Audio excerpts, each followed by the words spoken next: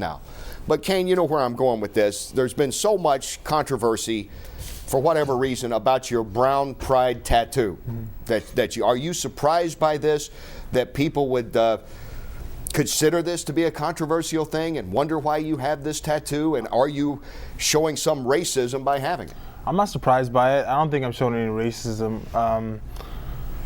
I think people didn't grow up where I grew up. This is a word of like empowerment to, this is what we said to empower our people. The reason why I got it was two reasons. One, for everything that my dad did to get over to this country. He walked illegally to this country and he got deported back 7 times. He walked the desert here with nothing, no money in his pockets, nothing. Just walked the desert, just try to come to the U.S. to get a better life for him and his family. And another reason is when I was growing up, I didn't have anybody to look up to that looked like me, that was my size. There's boxers that were Mexican, but they were always smaller. So I never really had those dreams that I could, be doing something like that on TV. I can be a sports star. I never had those dreams. So when I decided to get it, I just wanted to get it to really show, that I'm proud of my people. I'm proud that, we're known as hard workers for everything my parents did to get over for a better life for themselves, for me, and just to show people that, I'm Mexican and I'm proud to be Mexican. Do you think there'd be less probably talk about all this speculation? Were you a gang member or all this stuff? You've heard every allegation possible, I'm sure. Yeah, I've heard it. And let's give credit. A lot of them are on, let's not give credit, because a lot of them are on websites where nobody takes credit for saying these things. Yeah, it has to be true.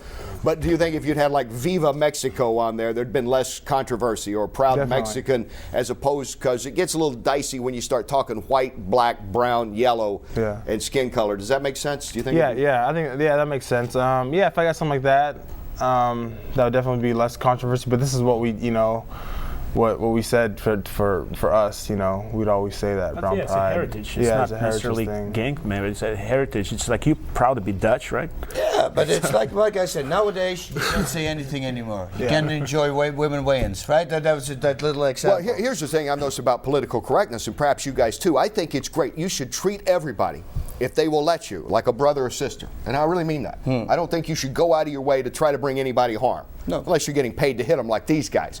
But seriously, I believe in that live and let live, but I think we've gotten so sensitive about everything that's mentioned anymore. It's gone the other way. The politically correct people are turning against everything that's mentioned that offends them a little bit. Does that make sense? Yeah, definitely. Everything you see on TV is offensive to somebody. Everybody has a voice now, and you can just see it where, online or whatever. People are going to speak their mind and just say what they feel. Exposure, a lot of people make a lot of assumptions.